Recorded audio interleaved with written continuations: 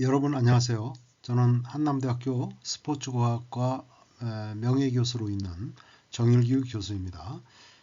얼마 전 휴먼 퍼포먼스와 운동생리학 제2 전정판을 출간하게 되었는데요. 모쪼록 이 강의가 운동생리학을 사랑하시는 분들에게 많은 도움이 되었으면 하는 바람입니다.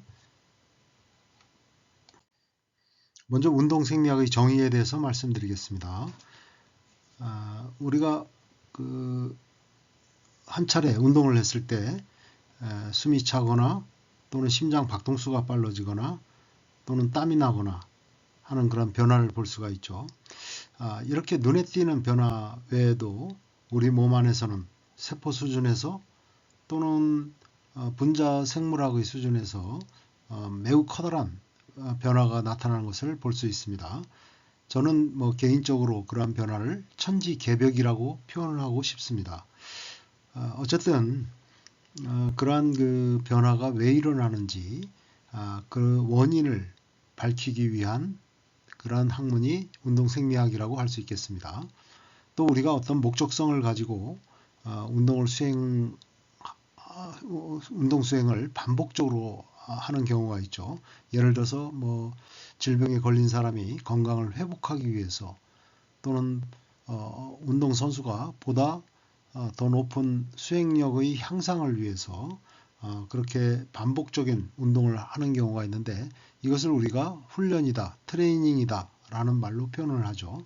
어쨌든 그런 반복적인 운동으로 인해서 초래되는 보다 장기적인 변화를 적응이라고 하는데 그러한 변화가 왜 나타나는지 그 원인을 규명하고 하는 학문이 운동생리학이라고 하겠습니다.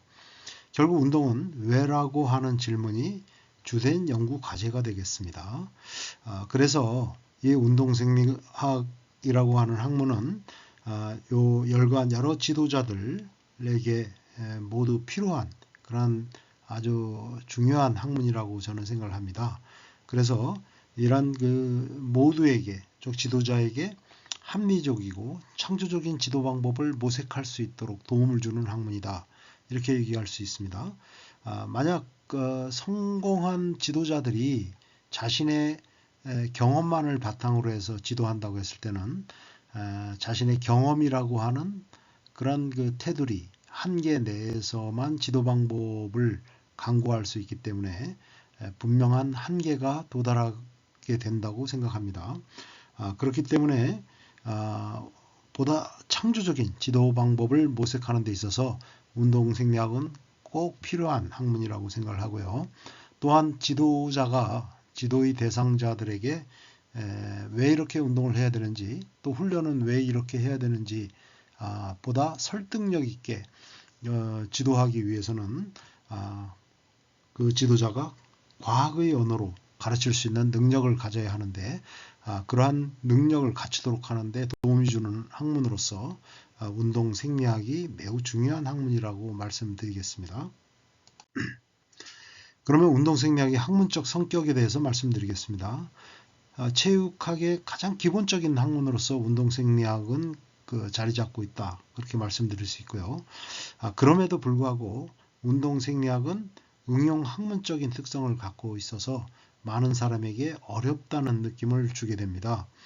그 이유 중에 하나는 기초생리학적 지식 체계를 갖추지 못한 상황에서 운동이라는 또 다른 변수에 의해서 나타나는 인체의 변화를 연구하는 학문이기 때문에 이런 응용적인 성격의 학문에 대해서 당연히 어려운 느낌을 갖는 것은 당연하다고 생각합니다. 그렇기 때문에 지식을 보다 체계화시켜서 우리가 배워나가는 것이 굉장히 중요한 일이라고 생각을 합니다. 그렇게 체계화된 형태로 지식을 배울 때 우리가 보다 접근 가능하게, 보다 쉽게 그 학문을 배워나갈 수 있고 또 굉장히 중요한 것으로서 이 학문을 공부하면서 흥미를 가지고 또 재미를 가지고 공부해 나갈 수 있다라고 생각을 합니다. 그러면은 우리가 운동생리학의 어떤 가장 기초적인 구조를 이해하기 위해서는 인체 구조를 표현한 이 그림을 이해할 필요가 있는데요. 즉 우리 인체는 한 겹의 상피세포로 구분되어 있다. 자, 이 그림을 보면 이 우리 인간의 인체를 아주 도식적으로 간단하게 표현한 것인데요. 이렇게 한 겹의 상피세포로 끊임없이 끊겨진 것이 없이 이렇게 연결되어 있는 모습을 볼 수 있습니다. 이렇게 완전히 이렇게 한 겹의 상피세포로 벽처럼 이렇게 외부 환경과 내부 환경이 나눠질 수 있다고 하는 것입니다. 그래서 여기 보시게 되면 여기 폐, 호흡기를 나타내는 것인데요. 우리가 뭐 호흡기를 통해서 공기를 받아들이게 되면 최종적으로 폐포로 가서 폐포에서 한 겹의 상피세포를 통해서 산소를 받아들이고 또 이산화탄소를 내보내게 되죠.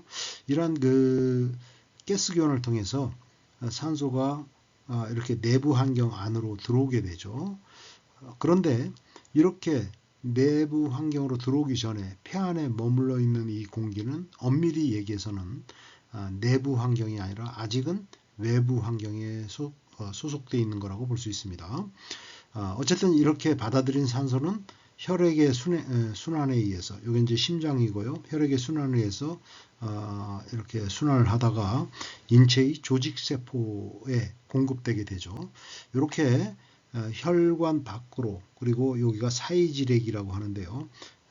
바로 혈관 밖 그리고 세포 밖에 있는 사이지렉을 통해서 세포에게 공급되게 되죠. 이 산소가.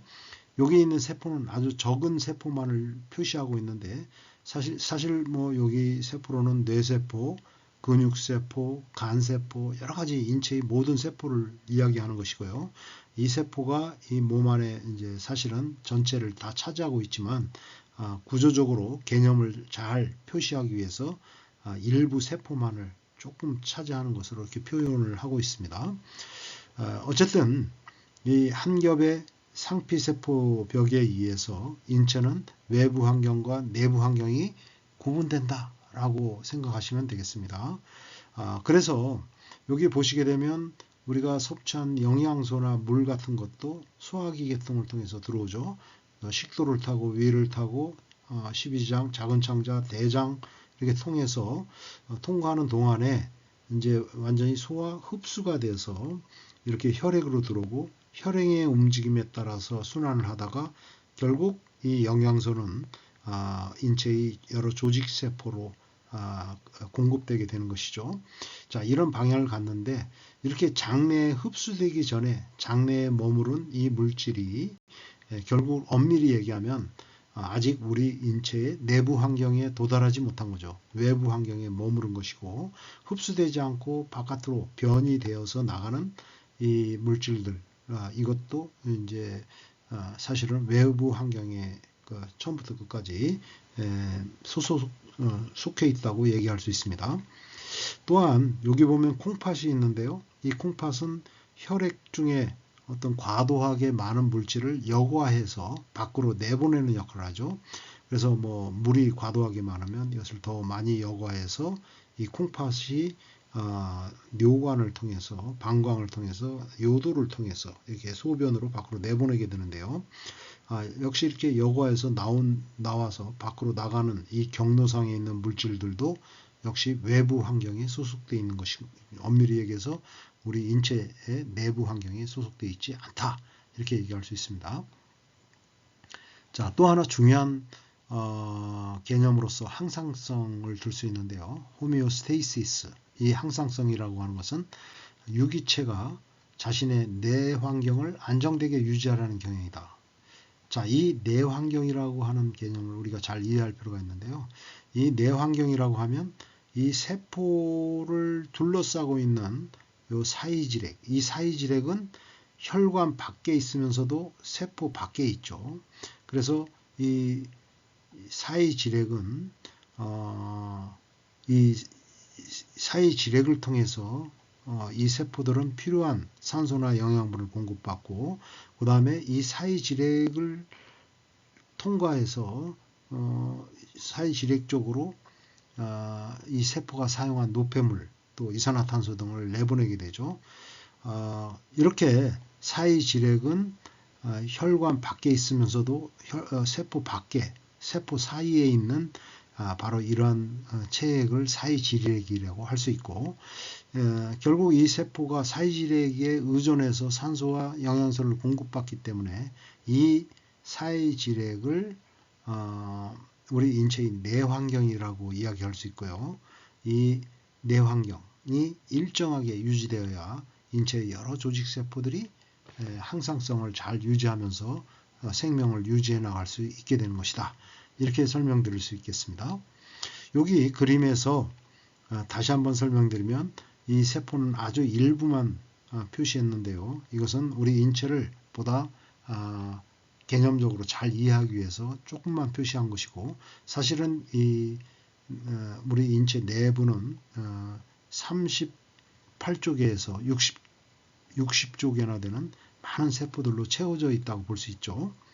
그렇지만 여기서는 이렇게 조금만 표시한 것입니다.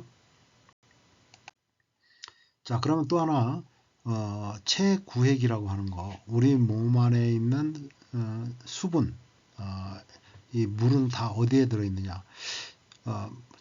일단 총체액, 전체 수분의 전체 양은 체중의 약 60%를 차지합니다. 그래서 이건 total body water, 즉 총체액을 의미하는 것이고요. 그러면 우리 몸 안에 있는 이 총 수분은 두 개의 파트로 나누어져서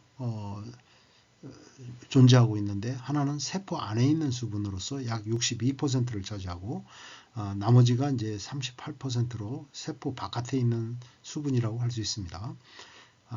세포 바깥에 있는 플루이드, 즉 수분은 다시 사이지렉과 혈장으로 나눠질 수 있는데요. 사이지렉은 아까 말씀드렸듯이 혈관 밖에 있으면서도 세포 밖에 있는 거. 그래서 그 안에 존재하는 체액을 사이지렉이라고 하고, 혈장은 혈관 내에 있는 혈액이죠. 그런데 이 혈액 중에는 적혈구, 백혈구, 혈소판 같은 세포들이 있습니다. 그래서 이 세포들을 제외한 수분, 혈액 중에 수분 성분을 혈장이라고 합니다. 플라스마라고도 하죠. 이 그림에서 보면 총 체액은 아까 설명드린 한 겹의 상피세포 안에 있는 모든 수분을 다 합한 것이 총체액이 되겠습니다. 이 총체액은 다시 말해서 세포 안에 들어있는 수분, 세포 내액과 세포 바깥에 있는 세포 외액으로 나눠줄 수 있습니다. 세포 내액이 약 62%나 된다. 이 그림하고는 다시 완전히 다르게 보이죠.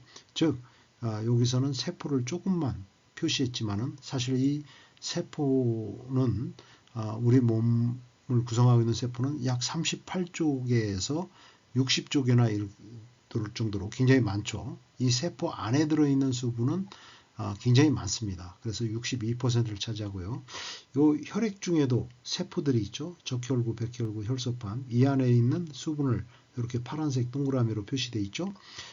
요걸 다 합쳐야 이제 62%가 된다고 하는 것이고요. 그 다음에 이제 세포 바깥에 있는 수분, 세포 외액은 크게 두 개로 나눌 수 있죠. 하나는 혈장이라고 하는 것, 즉 혈관 안에 있는 세포 성분을 제외한 수분 성분을 혈장이라고 합니다. 이것은 총체액의 약 5%고 세포 외액 중에는 20%를 차지한다고 볼 수 있습니다. 나머지가 세포 외액 중 나머지, 이 파란색으로 표시한 이 부분을 사이지렉이라고 하는데요. 실제로는 이제 세포 내액이 훨씬 많지만 그림상 이렇게 혈관 밖에 있으면서도 세포 밖에 존재하는 이 수분을 사이지렉이라고 말씀드릴 수 있습니다. 간지렉이라고도 이야기를 하죠. 자, 그러면 운동생리학의 생물학적 의미에 대해서 말씀드리겠습니다. 우리 인간을 포함한 모든 유기체들은 외부의 무수히 많은 자극을 받으면서 생존해서 살아가고 있죠. 그런데 외부의 이런 자극을 받을 때 우리 인간을 포함한 모든 유기체들은 그 자극에 대한 특별한 반응을 통해서 항상성을 유지하려고 합니다. 뭐 인간을 예를 든다면 날이 너무 더우면 어떤 반응을 보일까요? 몸 안에 열이 축적되는 것을 막기 위해서 땀을 흘린다거나 피부 혈관을 확장시켜서 열을 발산시키려고 하는 반응을 보이게 되죠.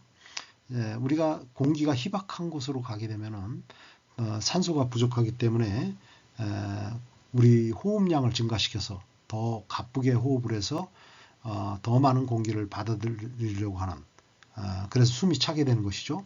이러한 반응을 보이게 됩니다. 그렇게 함으로써 혈액 중에 산소 그 농도를 유지하려고 하죠.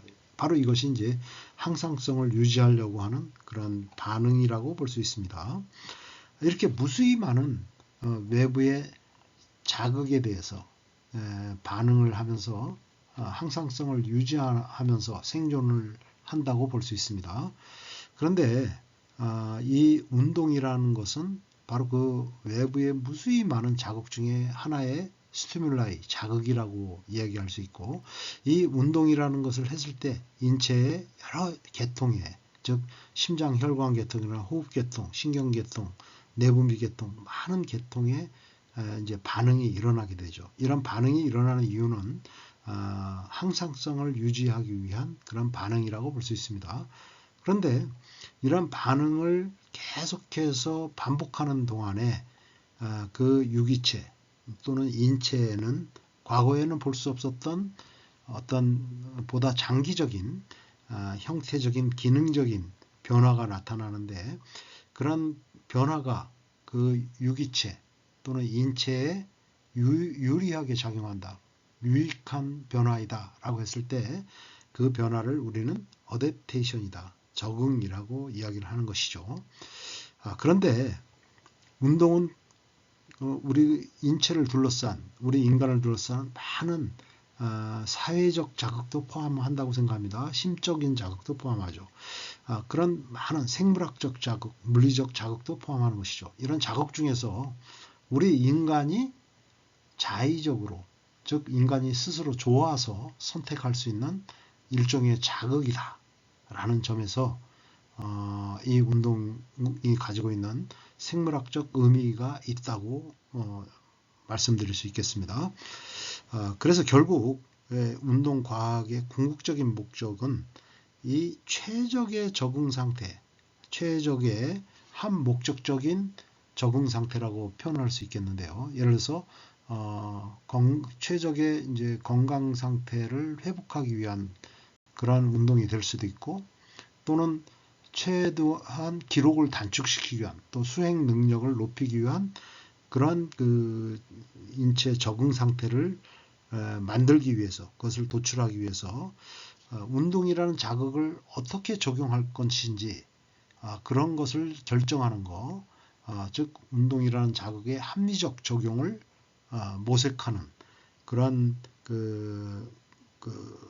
것이 운동과학이 가지고 있는 궁극적 목적이고, 바로 이 운동과학의 가장 중심적인 학문으로서 운동생리학이 존재한다, 위치하고 있다 라고 설명드릴 수 있습니다.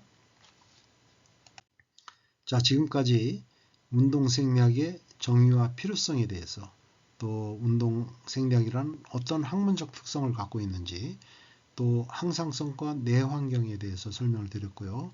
또 인체에 있는 수분이 크게 세포 내액과 세포 외액으로 구분되고, 세포 외액은 다시 간질액, 즉 사이질액과 혈장으로 구분된다고 설명드렸죠.